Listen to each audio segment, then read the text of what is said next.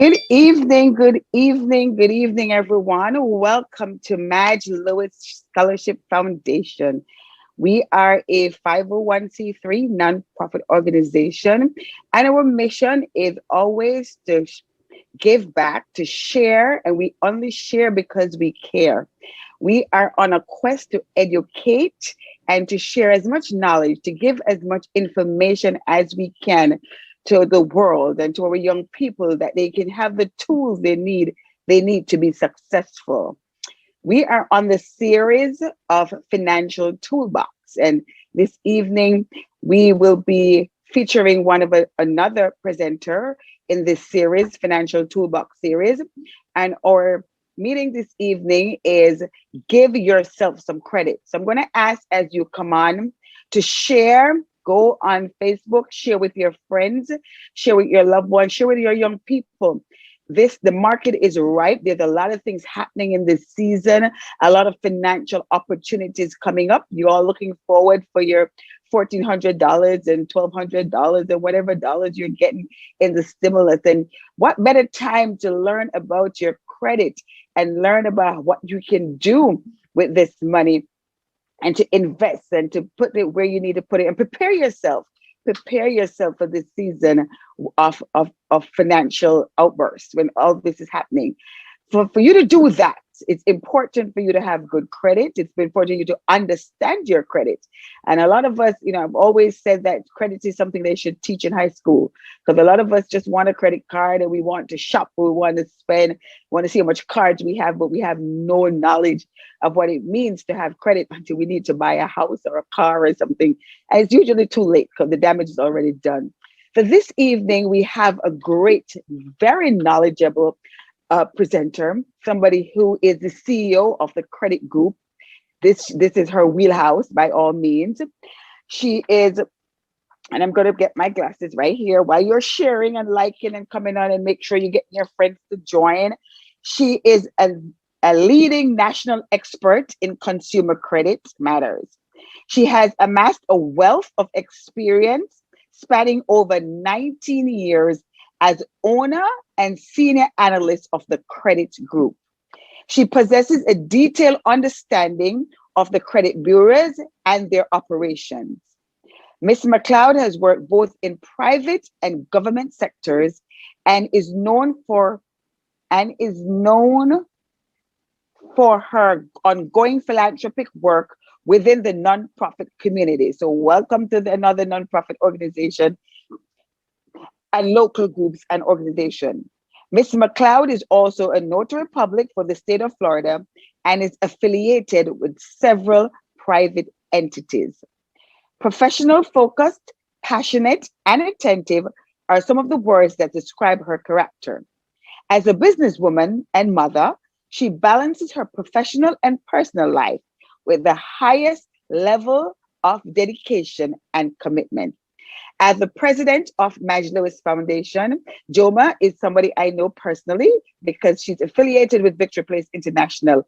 And it is my pleasure to introduce to you our guest speaker this evening on giving yourself some credit, our presenter, Joma Mcleod. Joma?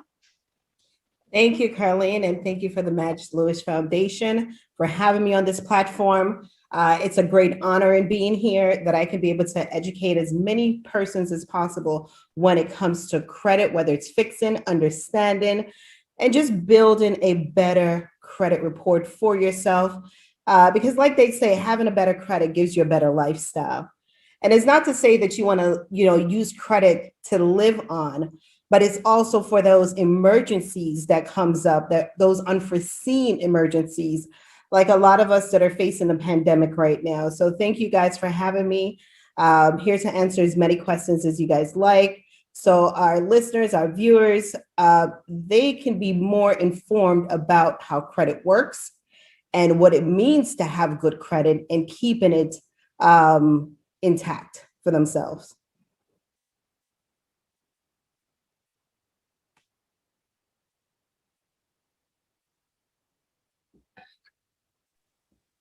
Thank you, Joma. Are you ready to share? And while she's getting her screen ready to share, please feel free to put your questions and comments in the chat. I'll be looking at them as we go along, and we'll get to ask all our questions in the end.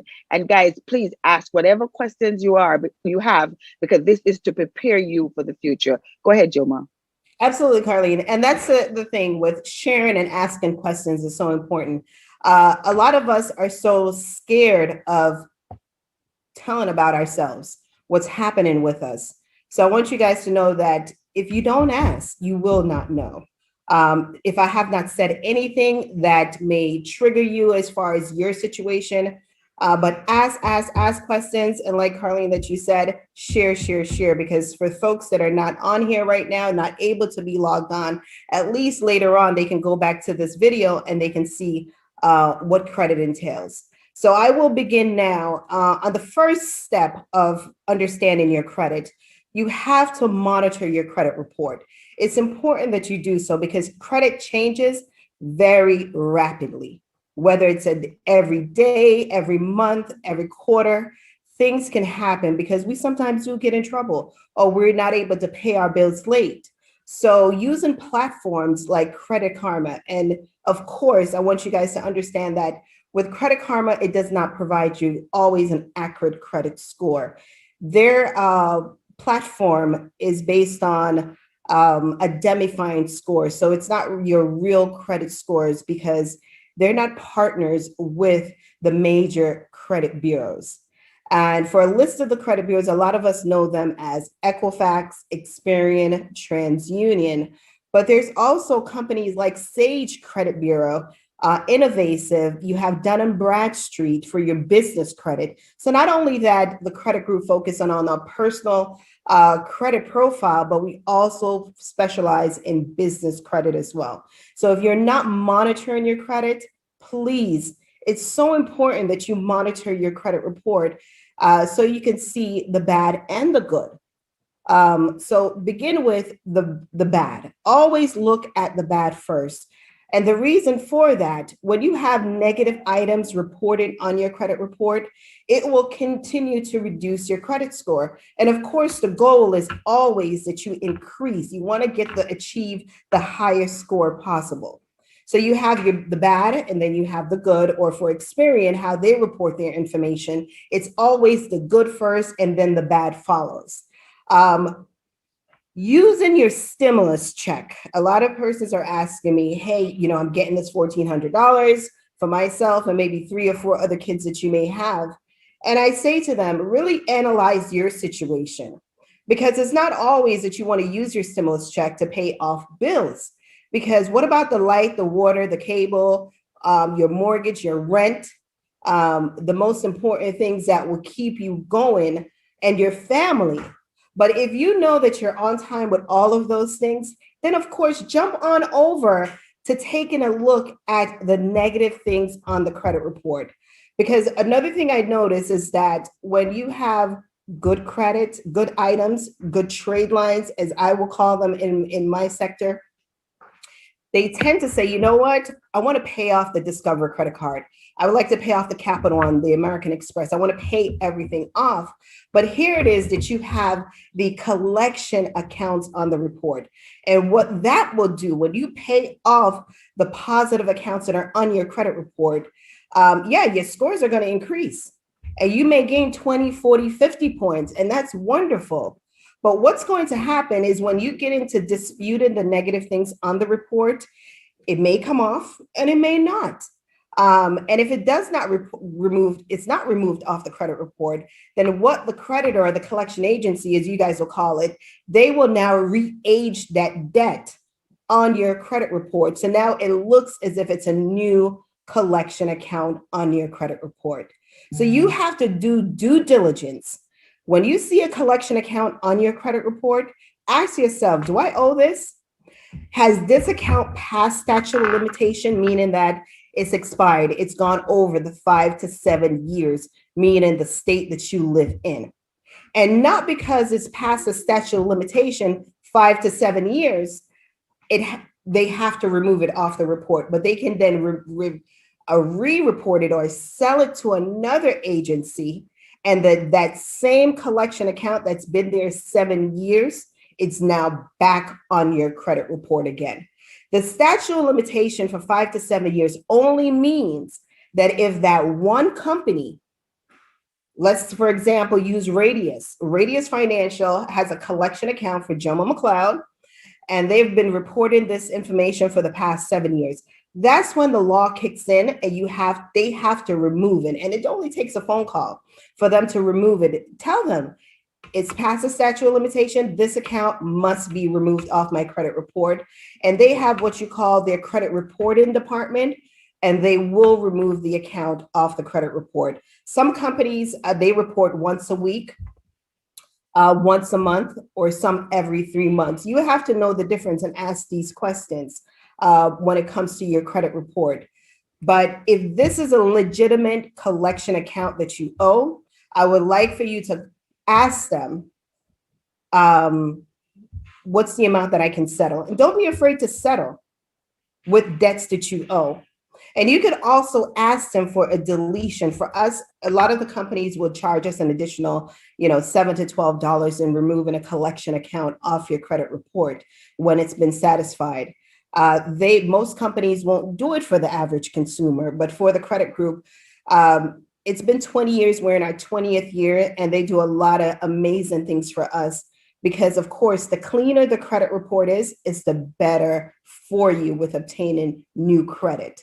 So don't be afraid to speak with them. I told this story the other day, and I'll tell it again. I had a client that she had a medical bill for $1,400 that was reported on her credit report. After speaking with doing, research, speaking to the medical office, they actually only had her owing $728. So that collection agency was reporting that one account, that one single debt, twice on her credit report. And it was something that, of course, she did our first time home buyers class that we're partnered with Housing Foundation of America and with HUD, where they're able, because she was in the loan process, we were able to settle that debt for $228 and also have it deleted from her credit report. So sometimes you have to, it's just that important that you do have to pay those old debts that you owe, because it may not be removed off the report and they will continue to damage your report over and over again. Another client that I had just recently, and I'm going to go into inquiries, okay? The myth is if you pull your credit, you're going to lose credit scores. That's a yes and no. And the no part of that is you're allowed 3 times a year to pull your credit and not to be credit score affected, okay? So you can say, you know what, I need to build credit for myself, various things that you purchase a vehicle, all these different things that you have to do. So you have to pull your credit because the lenders, the creditors, they want to separate the good from the bad. And that's when you go into the interest rates. Of course, the higher the score, the lower the interest rate. The lower the interest rate, the lower your payments are going to be. But as far as with your inquiries, you're allowed 3 times a year to pull your credit, not to be credit score affected. So you don't want to go over that realm. And that's why I come back to monitoring your credit report through Credit Karma, Credit Wise. Those are really good platforms because you just want to see what is the bad, okay? And get rid of the bad things that are on the credit report. And after you take care of the bad items off the credit report, then you get into the building stage. And it comes back to, that's why, not always that you want to use your, that extra funds that you have on the side to pay off bills when there's still outstanding negative things that are there affecting your credit file. Take a look at the negative things, analyze those situations.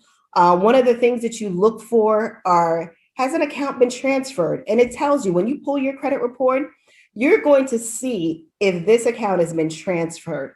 If it's been transferred, that's when you get into the disputing items off the credit report, which is sending letters out. At the credit group, we deal directly with the companies and getting things off our client's file. So pay attention to those different wordings, transferred, the last time it was updated on the credit report. Maybe it was 2014, 2015, because sometimes it becomes a dormant of a file. with the companies, and it's just not they're just not collecting on the debt anymore. So pay attention how the information is being reported on the report before you begin to send out dispute letters for yourself. And then when it comes to, back into inquiries again, if you go to purchase a vehicle, a lot of times the bank they're going to shop, that auto dealership is going to shop your loan. And shopping your loan, meaning that you're doing one credit pull and they're sending it out to maybe 10 or even 20 different banks to see who's going to pick this loan up for you. That is considered a one inquiry. Okay. However, it does look on the credit report as if it's a million, it's so damaging to the report. So you have to know the difference. And when it hurts you, that only means when you pull your credit, let's say you go to Mercedes-Benz and you pull your credit with them. Make sure if you're shopping, this is for folks that are shopping for an auto loan, you have to choose a month, believe it or not. Because when you go into March, April, May, then that's when you're negatively affecting your credit scores by the different months. But if you shop for that loan that 1 month and they could pull your credit 30 times, it does not matter. That only means one inquiry on the credit report. Okay. So be mindful of those things when you're pulling and applying for the different things on your credit file. Let me go into now, I'll get into student loans. Okay. That's a huge subject right now that everyone, because of the pandemic, all student loans are deferred. Now, if you're someone that is not looking to purchase a car, purchase a home, or to do anything with your credit, leave it in deferment. It saves you money. You don't have to worry about it. You only need to focus on the most important things, which is staying alive, paying your bills, of what that is important.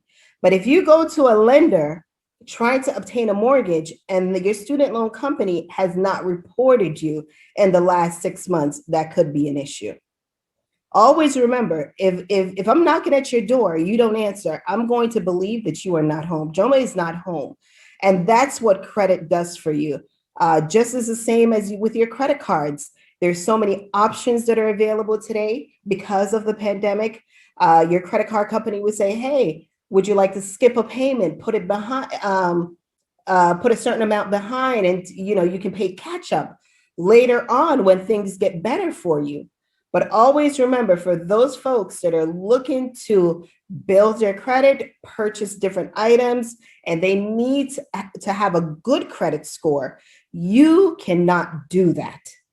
Because if their credit card companies are not reporting, your mortgage companies are not reporting, it's not going to be possible for you to obtain a new loan or to do anything, because they need to see your last payment history. And it goes with your algorithms with your credit score. They need to see your patterns. What you're going on with. What is Joma going on with? Is she paying her bills on time? Is she not paying her bills on time? So you have to monitor your credit so you can know the good and the bad, the ups and the down, and position yourself. So when you walk into the bank applying for anything, no one is telling you, oh, I can't approve you for this because your payments have not been, they're not being reported. And I have quite a few clients that are coming back and they're telling me that, hey, I can't get this loan because I need the company to report the information. Now, all of those payments that they've missed, they have to make up those payments, okay? In building your credit, the easiest way of doing that is to obtain a secured card. But again, time have changed. We're in a very different time. 5 years ago, you could have gone to the bank, applied for a secured card. And a secured card, for those of you that do not know, a secured card is when you put your own money up, meaning you give the bank $500 and you use against that credit amount that you've placed, okay? Now, it does not mean that because it's your money, you don't have to pay. You do have to pay it as if it's a bill. because you use it. And of course, it's your own money, but you're using that $500 as leverage. So it's important that if you place $500 on a card to establish credit for yourself, you must, and you use the card, you must pay that card back on time. And after about 3 to 6 months, they may convert that from a secured to an unsecured line of credit. So that's one way of building your credit. The other way is you can also, if you know someone that has great credit, you can, what I called piggyback, and you guys may call it authorized user, AU accounts. There's so many different names that I hear. Authorized user accounts is a very slow process. I've had clients where, and still do have clients that they choose not to use our credit builder program, but to do it on their own. An authorized user is also have changed in gaining credit scores for yourself, meaning that someone has added you on to their credit card. And of course, make sure it's on time, because when they're late, guess what? You're late. So you have to be careful about when you add yourself as an authorized user on someone's credit card. It does help, but it's a very slow, I call it turtle, okay? It's more of a turtle action for me because it moves so slow with building and gaining. You can have a $30,000 limit as an authorized user on your credit report, and you still can't get approved for not even a $2,000 credit card. So you have to know the difference. So if you need to build credit, my best, and you're not able to do our the credit group credit builder program, which is an unsecured line of credit where we report to all 3 major credit bureaus to establish credit for you.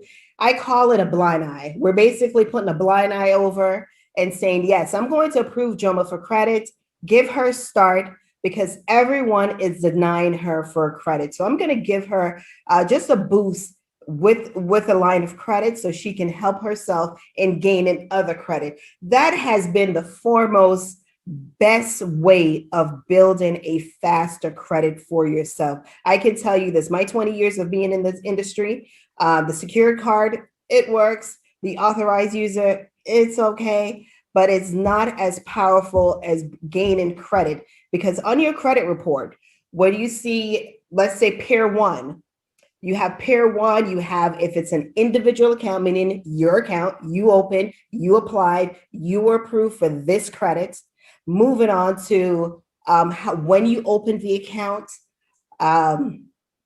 what's the credit limit, what's the balance, all of those things are calculation of your credit score, okay? And just to jump over, and a lot of people also tell me one bureau is better than the other bureau. Here's the thing, you guys, no one is better than anyone when it comes to credit, whether it's Equifax, Experian, and TransUnion. For Equifax, that only means, for one, Equifax was the first company to be established as far as a credit bureau, okay? And they're the least expensive company to report to. So that's why you have a lot of companies that use Equifax, and you'll hear the myth of Equifax is the worst. But sometimes you have TransUnion that you may see a collection account with radius that you will not see on those other bureaus. It's all about who the company reports to. And that's why when you have a credit card, and you're paying your credit card bills, you're using, part of your stimulus check to pay off a credit card, ask that company, when do you guys report? Because believe it or not, you have a lot of people that pull their credit on a daily base, a weekly base, a monthly base. I mean, 2-3 times a day, they're trying to figure out what has changed on my credit report. And the simple way to go about that, don't stress yourself out. Okay, do not stress yourself out. If you pay off your Discover card, ask them, Discover, when are you going to report? Because for me, it may be the 15th of every month or the 10th of every month. And for some folks, it's the 25th of every month or just the 1st of every month that they pull the credit report. So you really don't have to check your credit file. And it comes back again to monitoring. Always monitor your report, because you would, of course, get the alerts when the credit is pulled, when your balance changes, anything new hits your credit report, anything that's removed off of your credit report. Those alerts comes in, and that's what's important. You want to know the good and the bad of what's affecting your credit report always. And the emails, the first thing that we all do in the morning, what we do, check our email, go to our social media platform, okay? And by the way, let me give myself a little plug here. Please, you guys, go online to on IG, follow _ the credit group. Our business page, please _ the credit group. So you can keep informed of, being on platform like where I'm at MLSF, where that anytime that I try to do it as often as possible. Anytime that we're going to, do anything for any nonprofit organization, a class or informative class like this, we post it on there to keep you guys informed and stay on top of your credit. Monitoring is important when it comes to your credit report. So with using your stimulus check, my advice to you, take a look at your credit report. Right, what I've noticed in the past weeks for Credit Karma especially, that they've been wanting ID. They've wanting you to send in your social security card, copy of your social, copy of your driver's license. And that's okay to do. But also remember, they're free because they're building their database, their platform. And not every offer that is sent to you is an approved offer. So be mindful of those things, not because you get the pre-approvals in the mail, you're approved and you can use that to build your credit. They're collecting data to also sell your information off to other companies. And that's why you get so much of those unsolicited phone calls that you're like, wait a minute, what is this scam call coming from? What I didn't sign up for this. Where did they get my number? That's because you may have filled out an application and you've given them the permission to pull your credit report or to contact you because they're selling information on the credit report. When you do have the Credit Karma platform that you're using, set yourself up with Experian, because for Credit Karma, they only provide you Equifax and TransUnion reports. So you have to know what's on your other reports as well. So back as I was speaking about with your student loans, if you're looking to purchase a home, purchase a vehicle, and not always purchase a vehicle, but most importantly, if you're purchasing a home, they want to see some type of payment history. So you do have to go back to that, whether it's a collection agency that have your student loan or Navient that has your student loan, and get on a payment plan with them. They have the forbearance, they have the 0 month. It all depends on your family size and as well as your income. And I'll pause for just a moment. If Carlene, that you want to jump in and say anything, or I see Shane here is asked a question. Is there anything that can be done about late payments on your credit report? Absolutely. Late payments affect you tremendously when it comes, because that's actually 35% of your credit score buildup. Okay, so you have basically 5 components that makes up your credit score. You have your amount of debt that you owe is about 30%. You have any late payment history. So this is why it's so important that if your credit scores is in really good standings, make sure that, and you have a lot of credit cards, get on an auto pay, because that one late payment history can be so damaging to your credit scores. And you don't want that to happen, because if you lose 50 points, I had a client just the other day that lost, about 60 points, 61 points. I was telling Pomoa about the story, went late, and I think it was about 60 points that she lost just by one late payment history, or was one collection account. So it's important that you stay on top. So with the 35% goes with your late payments. It's about 15% of the length of credit history. Meaning, when I first started speaking about the bad and the good on the credit report, meaning accounts that you've paid off. Let's say you paid off an auto loan with BMW. It's zero balance, but it's still being reported on your credit report. It does not mean that because I paid this debt off, I need it off my credit report. No, you guys, you have to leave that alone, because that old credit, that's what I call it, that old trade line that's there that you've paid it off, it's telling me a couple of things about you. It's telling me that you do know how to pay your bills on time. You satisfied a debt without any hiccups. And it's in this day and time, it's very difficult for us to even do that. And it tells me that you are a person of character that understand that your credit is important to you. Okay. So for that old credit that is on your credit report, whether it's Capital One, JC Penney's, all of those old things that's been paid zero balance, leave those alone, because they can actually help you in gaining new credit back again for yourself. Okay. And the other part of your credit that makes up is the new credit. When you apply for credit and you are approved, it says that you give that's about 10% of your credit score. Okay. So you have to know the numbers. You guys can go into FICO, Fair Isaac and Company, FICO, and do what is it called? Credit score range. Okay. Credit score range. Take a screenshot of that and you will see the wheel. There will be a wheel and the graph of the 35%, the 30%, the 15%, the 10%, and you know how your credit scores is made up. What are all the components that makes up your credit score? And I'm jumping all over the place so I can give some, some more informative and understanding. And for the Shane, when you ask, can late payments be removed? Absolutely. I would not be in this industry for 10 years if it wasn't possible. But again, a lot of times we tend to send out those letters, those dispute letters saying this is not mine. Not always that you want to do that, because what if this account, you've had it for 5 years and you've been paying it on time for 5 years, 8 years, 10 years, but you've only just acquired this one late payment history.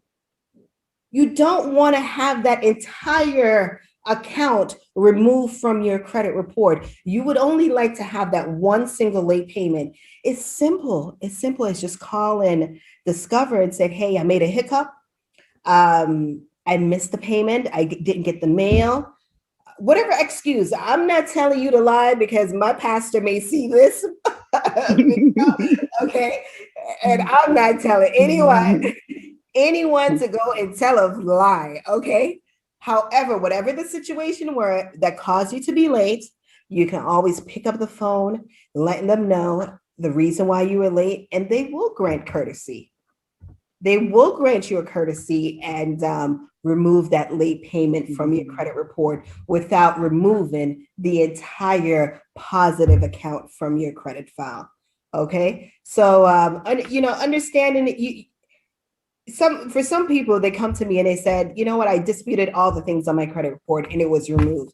And another person may say, I did all these disputes and everything came back, it belongs to me. And that's why I don't believe in companies or have any respect. I'm sorry. I have no respect for any company that charges a monthly fee for ongoing for 2, 3, 4 years. I won't say any names, but I feel that we all know these companies that will charge you $49 a month, $69 a month, $159 a month to fix your credit. It does not take that long to fix your credit, for one. And when you're disputing anything on your credit report, you're only able to send out dispute 3 times. 1, 2, 3. That's it. After that third dispute, it's considered a frivolous dispute. So that means that you are not being honest, you are lying, and it's even more damaging to your credit report. Okay. So, yes, of course, all of those can happen with late payments being removed, collections being removed, judgments being removed, repossessions being removed. Had a client, so many clients where that they had a repossession and they said, oh, they didn't come and take the vehicle. I turned the vehicle in. Like you boasting up your chest, like I gave it back. You know, it doesn't make a difference, Carly. It does not make a difference whether you gave it back. Amari, can you get my charger, please? iPad is dying. Give me a charger. It's in the room. I'm sorry. It doesn't mean because that you voluntarily turned the vehicle in that it doesn't look that bad. The end of the day, a repo is a repo. Okay. But what you have to do, you have to find out how much they sold that vehicle for.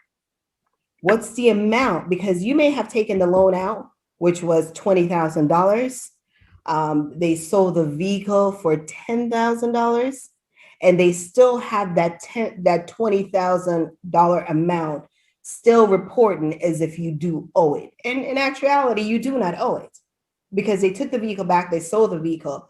But in a situation like that, find out, listen, I want to offer you $1,000 to settle out this debt.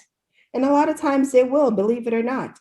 Because when you purchased a vehicle, the interest rate was about, 24%, which is ridiculous. And that's why I tell people all the time, your credit, you can get anything you want. Plug it in for me. You can get anything you would like to have. It's at the end of the day, what's the rate that you're paying?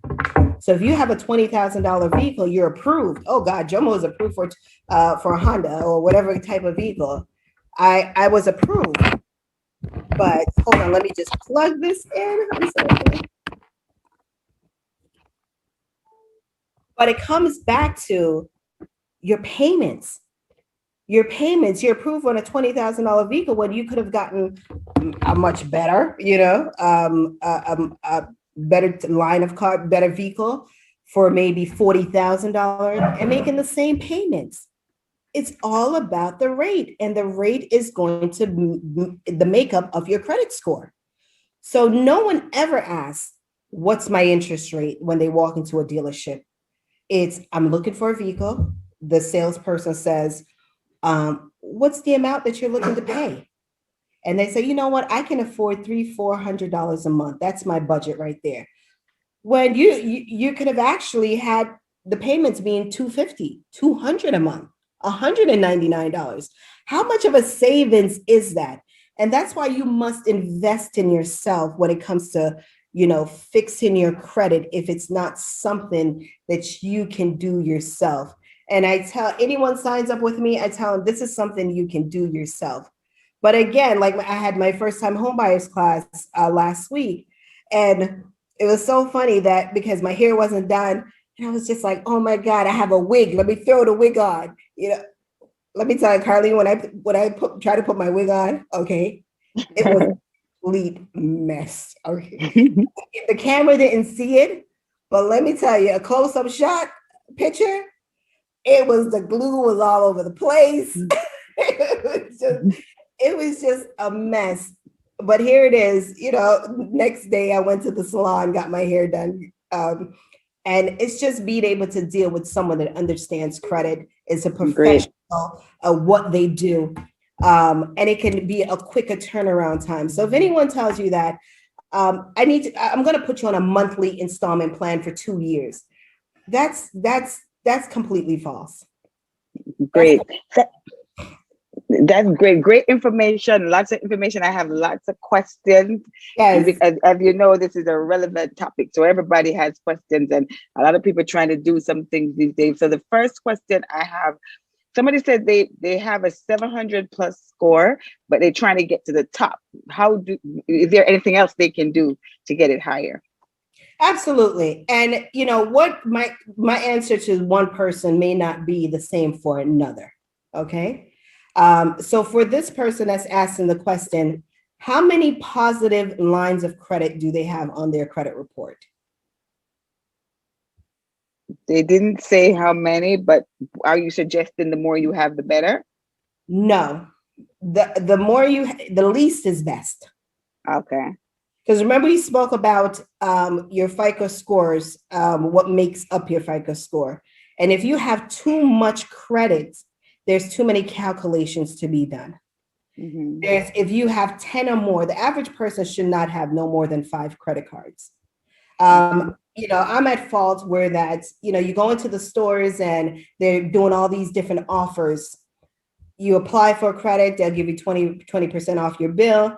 I love taking advantage of those things. But when I do, I'm tearing up the credit cards because I only want the benefit of what was being offered. And I like to save money.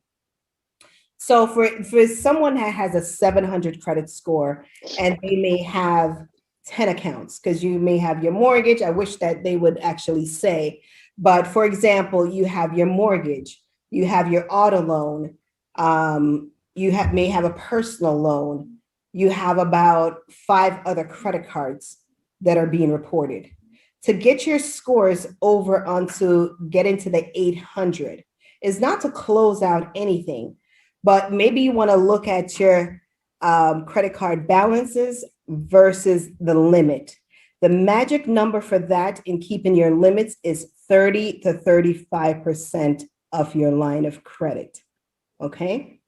If you're maxed, because when you're maxed out on your credit cards, it's only telling the bureaus that you're choking yourself. You're over your spending habits and your spending limit, and that's not very good management for your credit.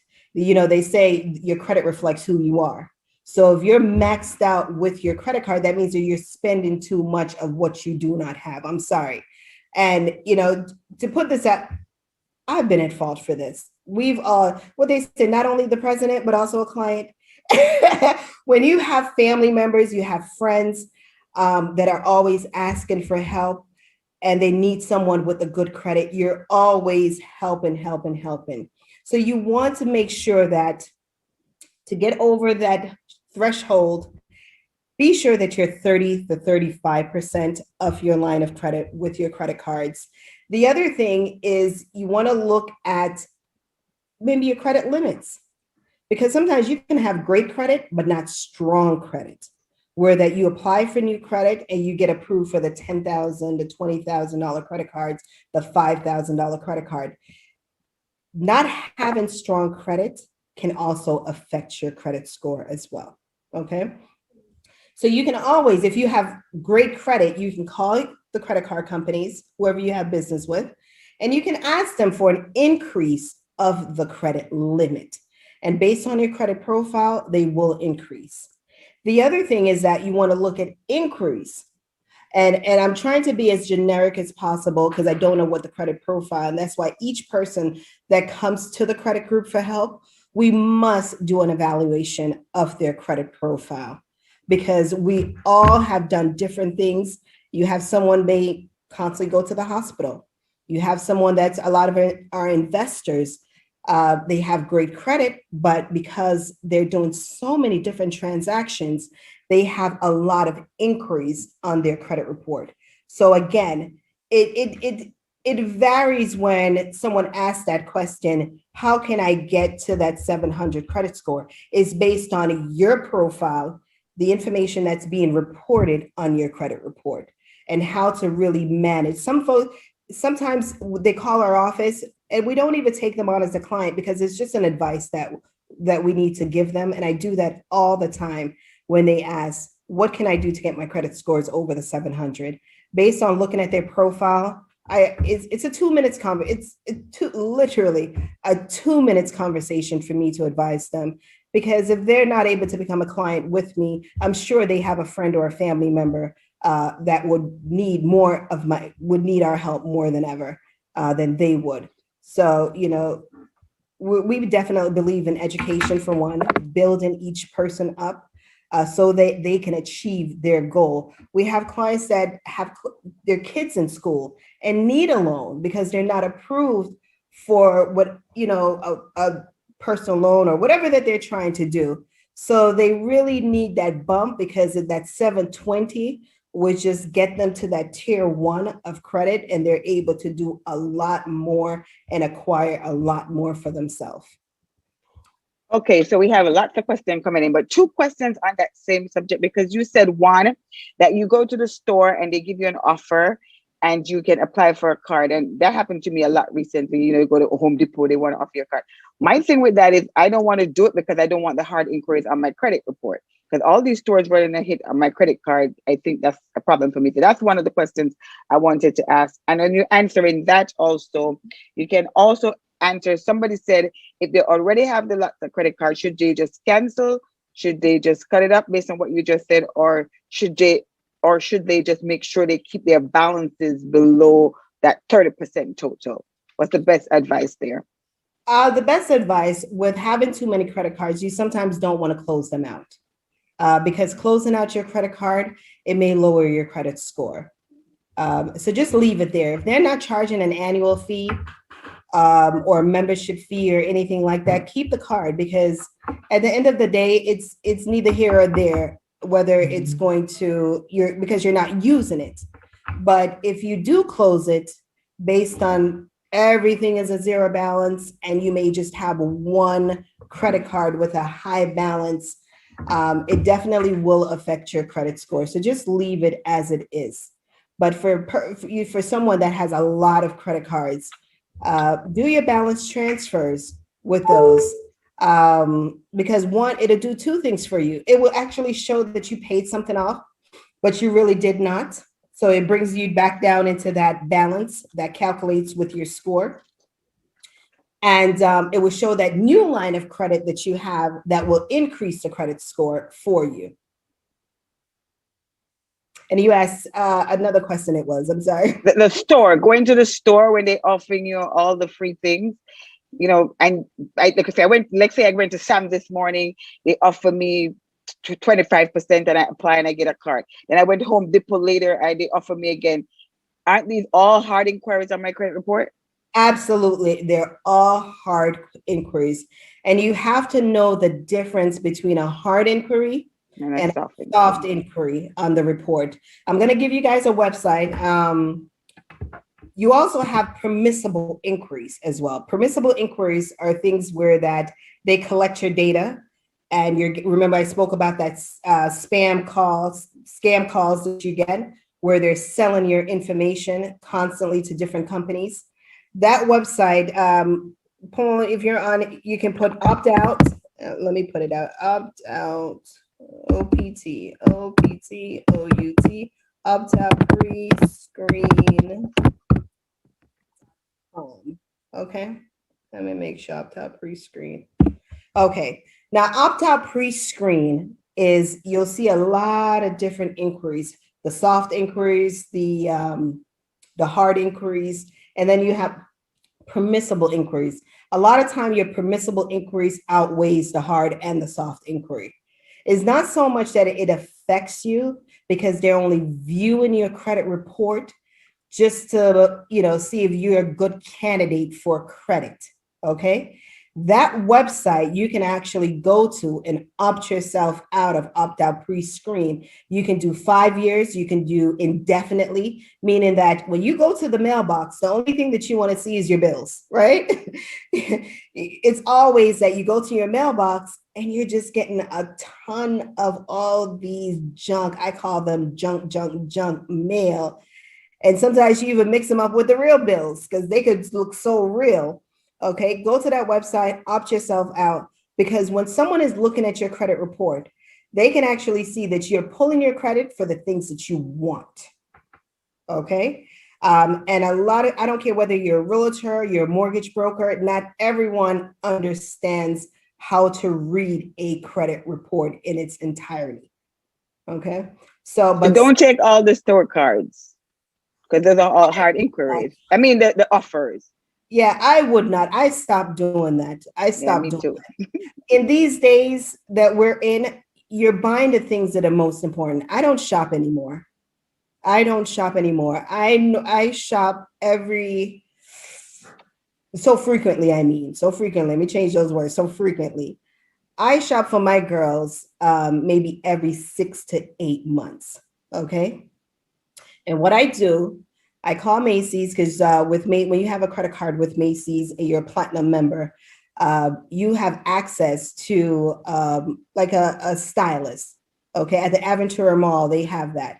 And because I'm always traveling, I utilize that service. My stylist is Zen at Macy's and Aventura. Tell her I sent y'all, okay? Mhm. But I would say, hey, Zen, here's my budget for the girls, especially summer is coming. And I would just say, this is my budget. She shops for me, and that's it, for me. But those hard inquiries, they affect you so much. Sometimes I see folks that lose 200 points, 150 points, 60 points, 4 points. And it matters because the scoring modules have changed for lending. Some months ago, you were okay at a 620. Then it bumped up to a middle score of what the bank need to approve you for a loan. It was okay for you to be at a 620 credit score. Then they moved that to a 640 middle score.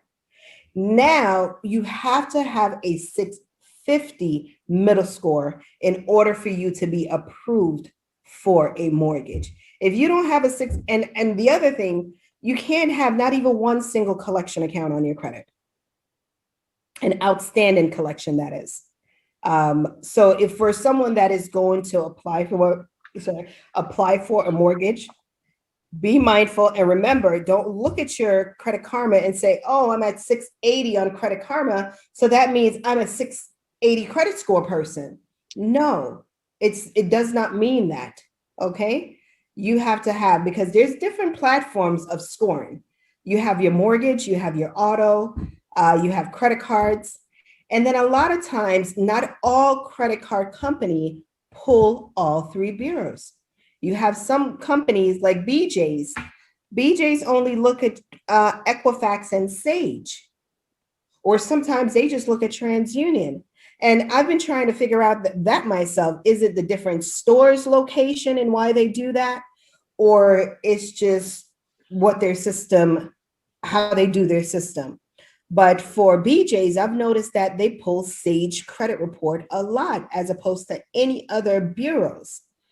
So you have to know when you decide that, yes, I would like to purchase a new car, what bank you're going to, what credit union you're going to, what is my real credit score, what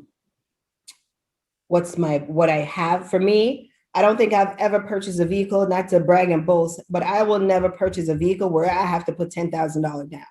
That's crazy. That is ridiculous.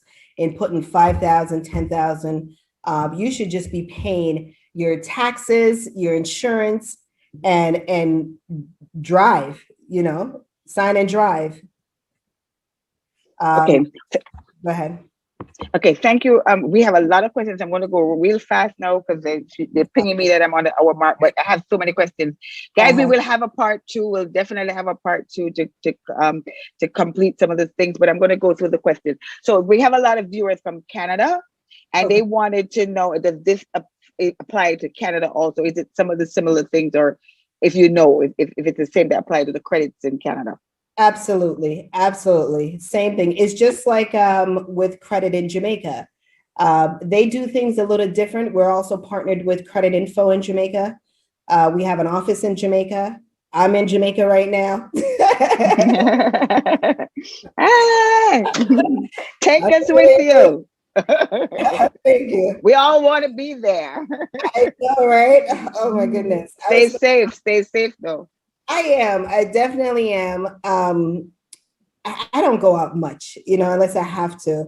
And I try to do things Zoom. But when I do need to meet with the bureaus, of course, I have to go there and do things in person. They use the same bureaus in Jamaica? Yes, they do. They do. And we're able to, I've been speaking about this. I wanted to do at the end of the month where we're able to do a class because there's a lot of dual citizenship holders that are in the US as well as Jamaica. So I have a lot of those clients. I have a lot of my clients that are coming back to Jamaica to start their business.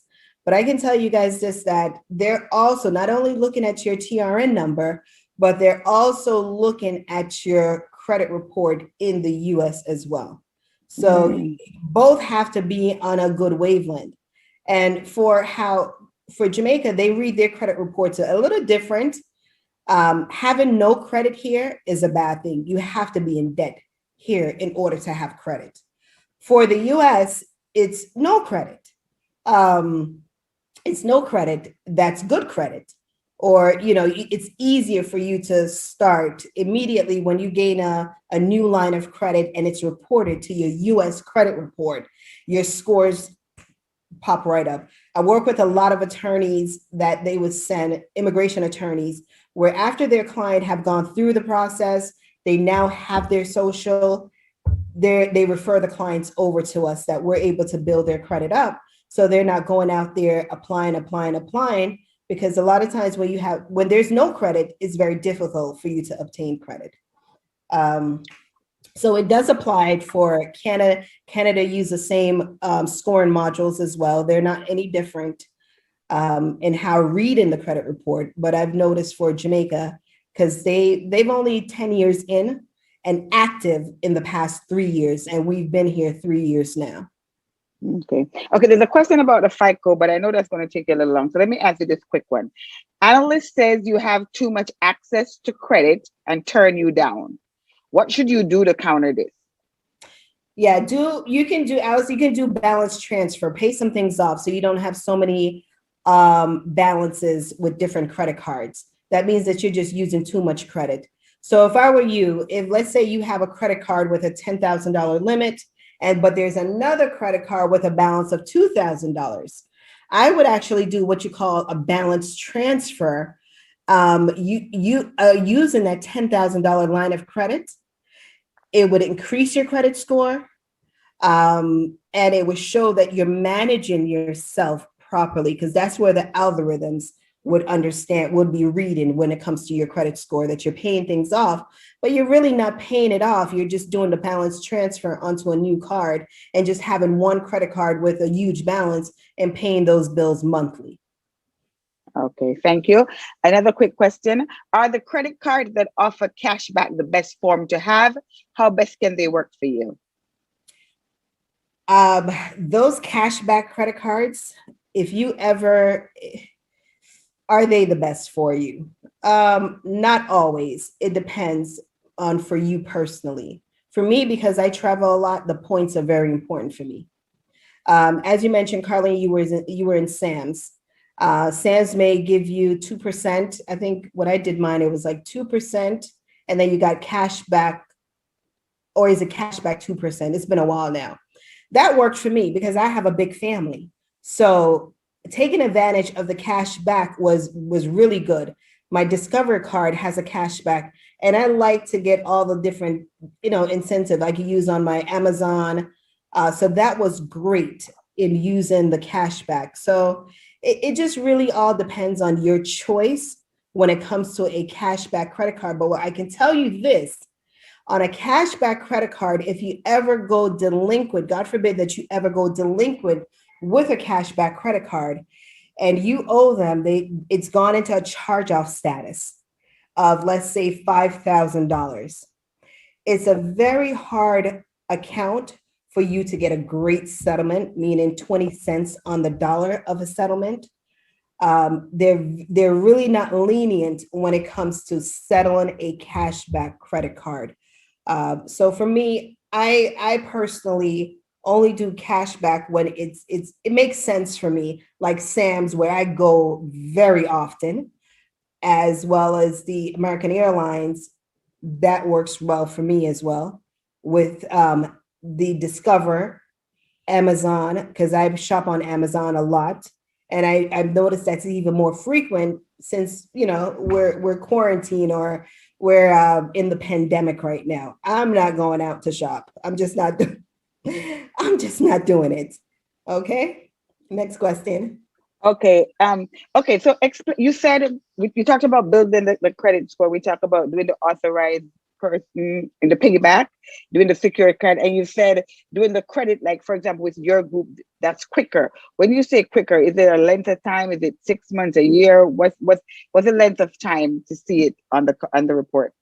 Okay, normally with our credit builder program, it's a boost for our client. We report that information on the credit report showing an unsecured line of credit. When the unsecured line of credit is showed, it means that you've acquired credit on your own, which is a big difference with credit scoring. So you've acquired this account on your own, and it means that, quote unquote, your credit scores are great. Okay.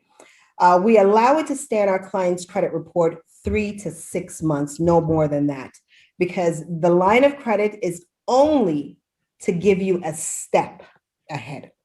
Okay. When it's reported on the report, now you're able the following month, you can go on and you can apply for additional credit to begin to build credit on your own. And it makes it a lot easier, because how you gain credit is by having a start. And without a start, you cannot get approved unless you're going to do the secured line of credit. So again, we turn a blind eye and we're able to report to all 3 major credit bureaus, get you a kickstart, boost your scores 50 to 100 points.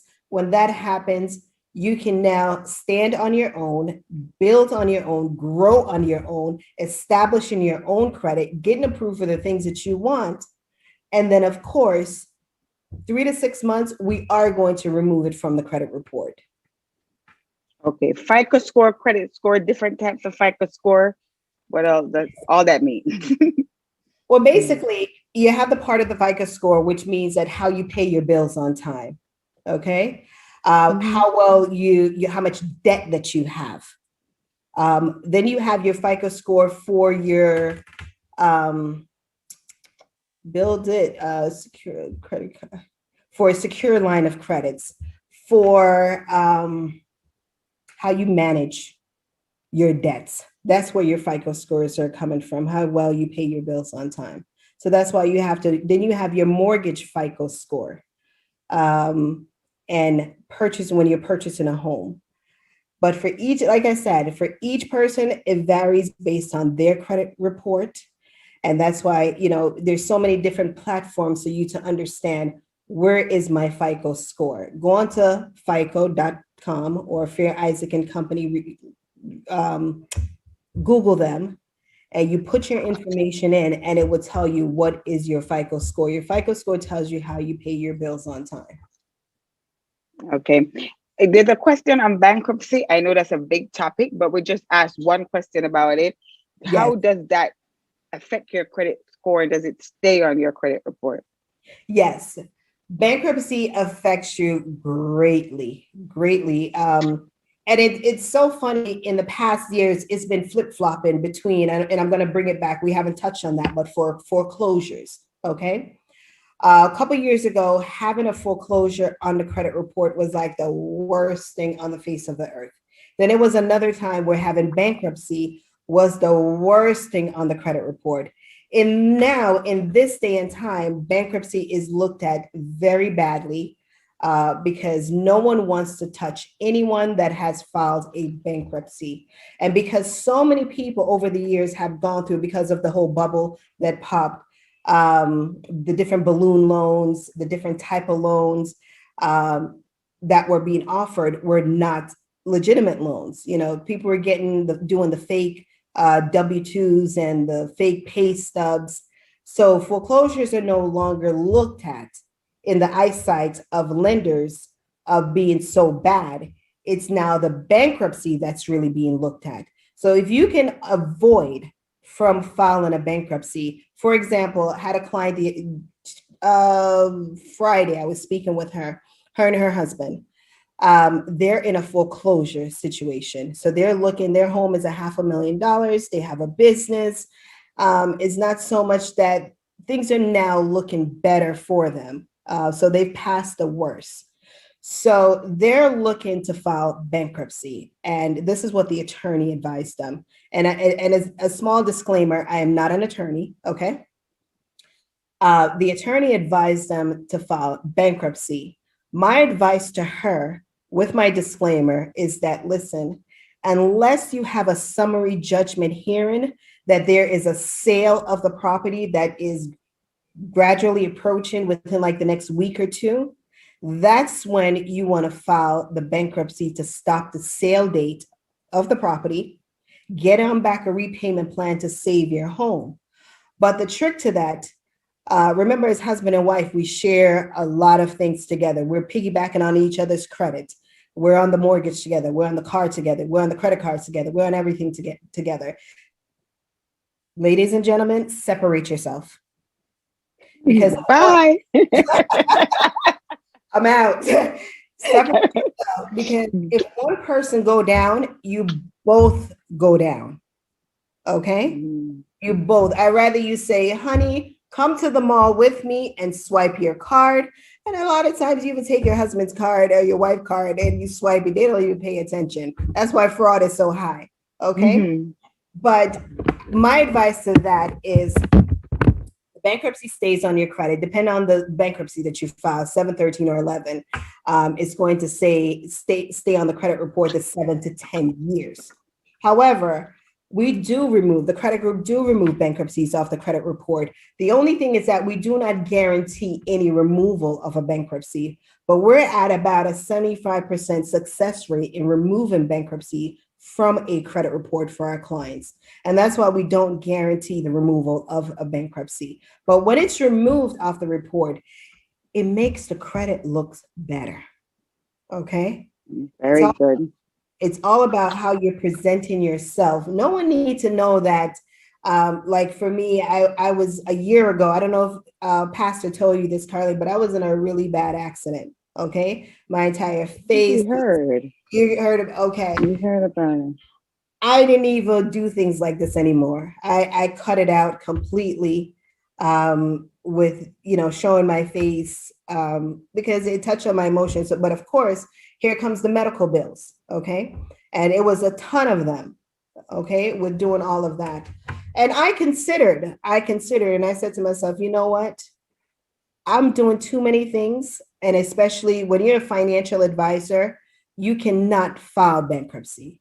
Depending on the type of line of work that you do, filing bankruptcy, you can lose your job, you can lose your license.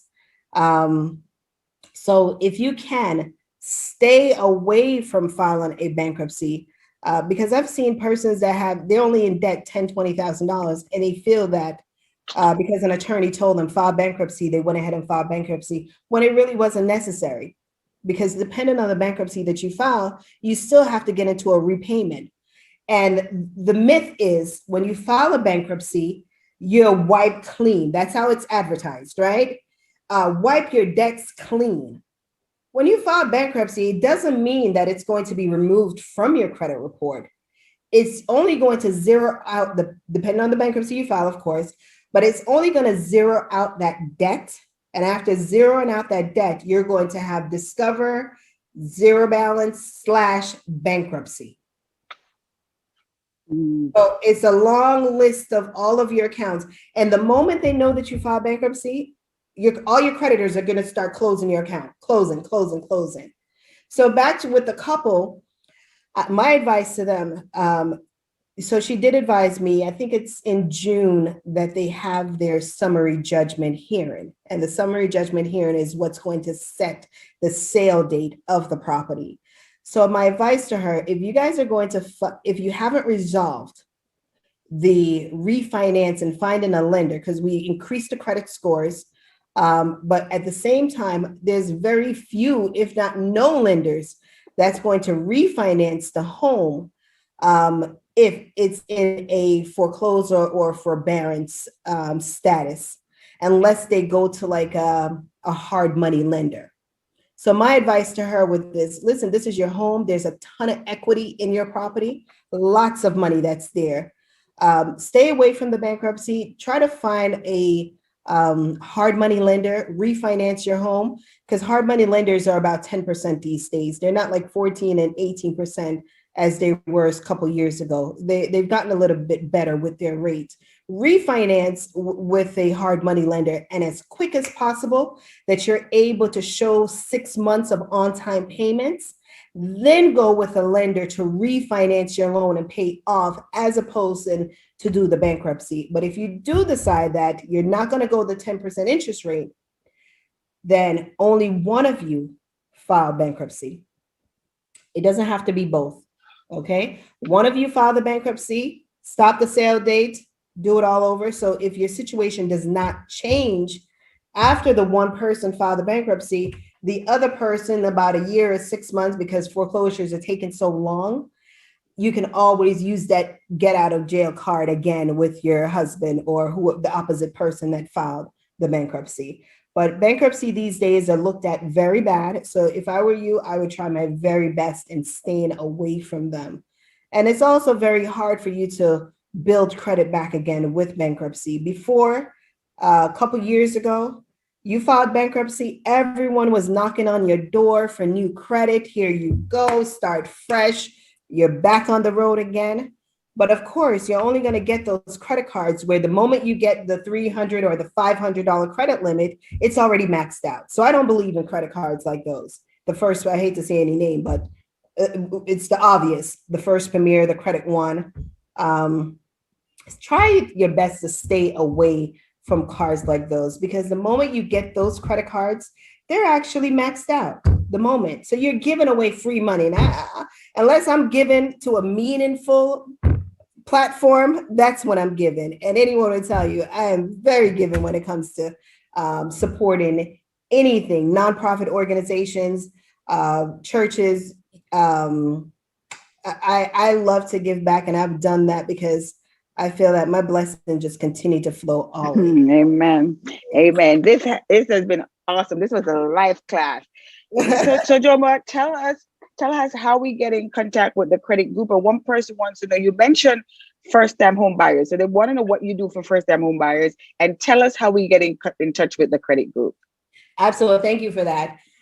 So with the first-time home buyers class, it's a Zoom class like it is now. You have the buildup of the lender. So sometimes it's SunTrust, sometimes it's BB&T, it's sometimes Fifth and Third, all of these different mortgage company. And I have to give a plug for Housing Foundation of America as well. So you have the makeup of the realtor, the mortgage broker, the credit analyst, myself, the inspector. We also have a little budget in class as well, because many of us, we just get the check and spend it, okay? And many of us, as grown as we are, we do not know how to budget, okay? We do not know how to be disciplined. That's a whole nother class that you're going to have. A whole nother. And a lot of us feel that because, my paycheck is only $300 a month or $1,200 a week or $300 a week.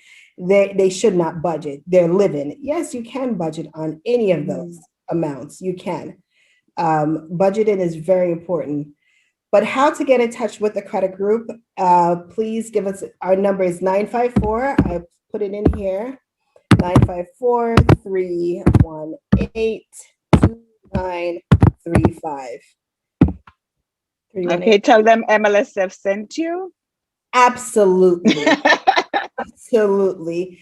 We have so many companies that refer business to us, whether it's the bank, the real estate office, the mortgage company, the nonprofit organizations that we work with.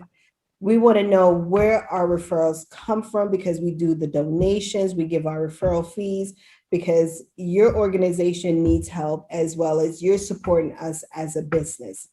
And anyone that within an organization, let's say, for example, the different real estate companies that we work with, they've been referring business years, 50. I have referral partners for 10, 15 years now, 20 years. That's been with me from day one, that has not stopped referring clients over to us.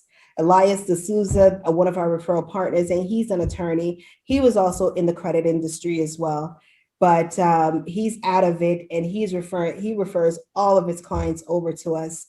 BB&T, SunTrust, Housing Foundation.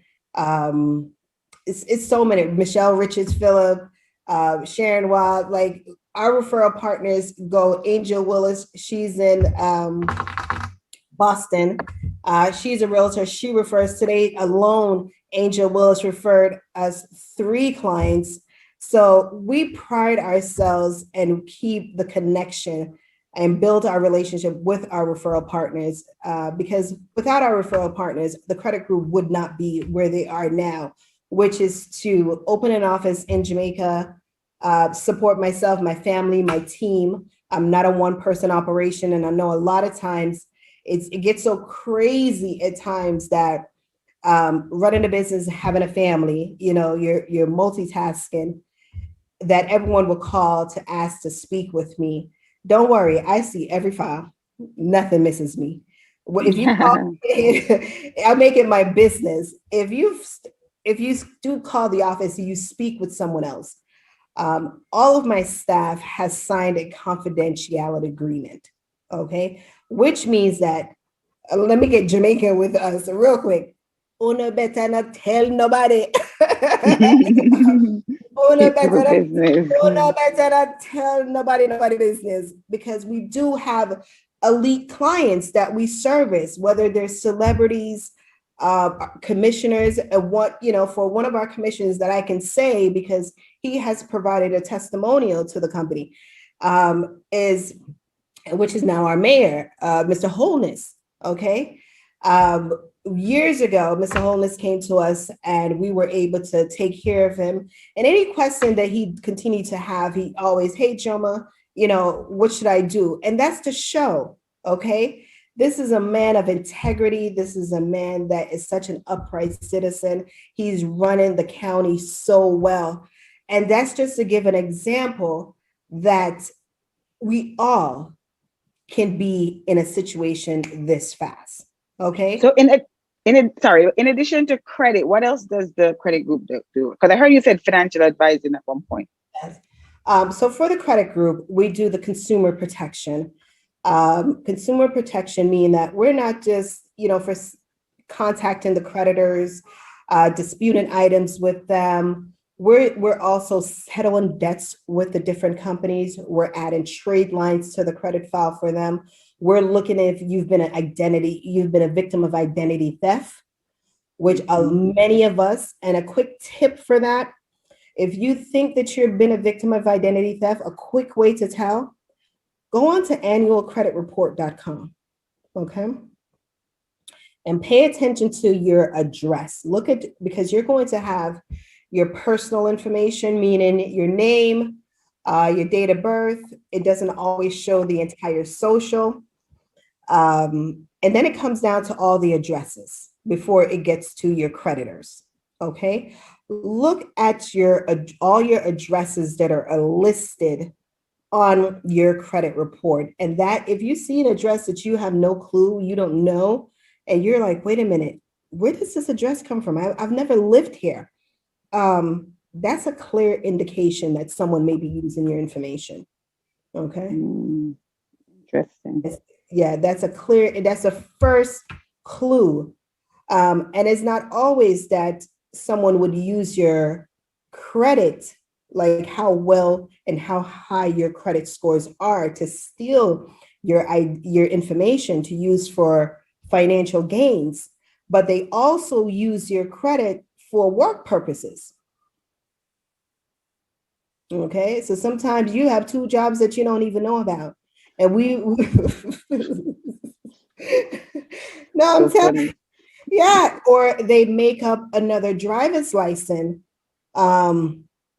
with their picture and your information. I tell folks that I have friends in on every different level of life, okay? Because I have to understand how they think and what they do and how to educate consumers to protect themselves. So it's not always that, given your information is used for only credit purposes, applying for credit, but it can also use for driver's license, employment, or just having an ID. And it's just the time and day that we're living in right now. Wow. Well, this has been a great, I think, hour and a half. We started at 6, almost 7:30. Yes, it's almost an hour and a half. That's how interesting it was. Really good. Because this is like I said, it's a life class. We all need it. Every person who's listening to this or who will listen to it when we share it needs this. You need credit to survive in America. You can't live without credit. You're You know, not. you cannot function. You can't live, you can't work. So you need to understand it. And again, sometimes lack of knowledge, the Bible said, lack of knowledge, the people perish. And we perish because we didn't know. You think it's a good thing to have a wallet full of cards. I said, look, I got lots of cards, you know. So, you know, we really need this knowledge. So I just want to, on behalf of the Madge Lewis Scholarship Foundation, to thank you, Joma. Thank you for your time, Thank sitting in sunny Jamaica and you. sacrificing your time to spend time to educate and to share your knowledge. We really do appreciate it. So I'm going to ask all those of you watching to share this live. Make sure you share the information with someone. We're getting a lot of comments. Excellent presentation. Very good. Please share it, guys. Remember, we're trying to help. Madge Lewis is about helping and sharing the knowledge. So don't keep it to yourself. You want to help others so they'll be able to get that job, get that car, get that house, move on in life. So we really want to share this. It's a great time to share this information. Please do so. Please reach out to the credit group and to get the information you need. If you can't do it by yourself, I always say if you could do it by yourself, you wouldn't be where you are today. So if it's bad, you need help. So if you need help, just be honest with yourself and reach out to get the help. And like she said, it's not like the company that's charging you $50 a month for 5 years to fix a credit that can be fixed in a year. You know, there's a fee. Of course, there's a fee, but it's going to help you to get where you need to go. And remember, bad credit makes everything expensive. Like she said before, if your credit is low, your interest is high.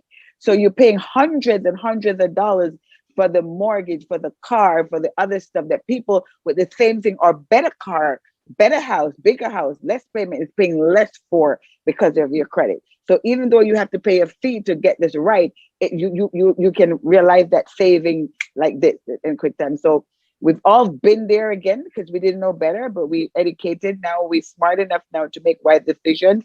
So we all gonna take advantage of this. So again, please share the information, reach out to the credit group, learn more about MLSF by going to www.mlsf.org,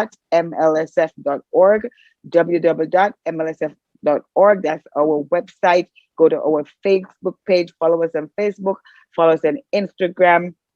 Every week you'll get some knowledge of this. We're doing this financial series. We have more things coming up. We're going to be talking about investments and bitcoins and stuff that I don't know nothing about, but I'll be here because I'll be here to learn. So please, guys, let's come in and join and learn. Again, knowledge is power. We perish because of the lack of knowledge. Absolutely. Thank you so much, Joma. We appreciate you. Two things that I would like to add for anyone that is applying for employment and those employers like TSA, they do a credit check. When they sign up with the credit group, we provide a letter to them that they've enrolled into the program, and they're able to show the employer that letter. So they're able to keep their application on hold. We give them a time frame of what's a turnaround time so that they don't apply for the job and it just gets tossed to the side. We do a lot for whether it's our TSA workers, our government employees. We do provide a letter so you're able to give to the employer, because you will not get the job unless your credit has been taken care of. And the reason why they do that is because they don't want they feel that you may put your hand in the cookie jar, okay? Meaning you have access to, there's so many people that are involved in a lot of criminal activity. And you have the say-so of a punch of a button or a blind eye of looking past something that's going past you, especially with the TSA workers. So they know that they're offered so many different things. So they feel that if you're struggling with your finances, this is why they do not want to hire you, because you may be easily tempted in taking the offers. Kickbacks. And the kickbacks. The other thing, I didn't mention my personal IG page, as well as the credit group page. In my profile, you'll see on Facebook, Building a Better Credit Score. That's our Facebook page, our like page. Please go on there, like the page. My personal IG page is Best Credit Girl. Like I said, that's my personal page. But we realize social media, everyone is on social media. So please follow us so that if you ever lose my contact information, you can say, hey, send her an inbox or send her, what do you call, DM? I'm getting good with social. But thank you for having me. I love speaking. My 20 years of being in this industry. I didn't tell you guys, but worked for an attorney for 5 years, worked for the state attorney for about 3 years, and doing a mortgage processing. Years ago, I find that folks were just being denied, even though it was a lot easier with the credit, but for the myth that was around credit repair companies was so bad. It was, oh, they're thieves and they don't do the job properly. And I just said to myself, I want to change this. I would like to change the stigma. And here it is 20 years later, the amount of folks at the credit group, because I can't take credit for myself, I have to take my staff. They are amazing because on days that I'm with the kids and being mom, they make sure that things get done. So I applaud them as well. And thank you guys so much for having me on this platform. Thanks again. Thank you, guys. Have a great rest of the evening. And Joma will be in touch for round two. There's a lot more to learn. Okay.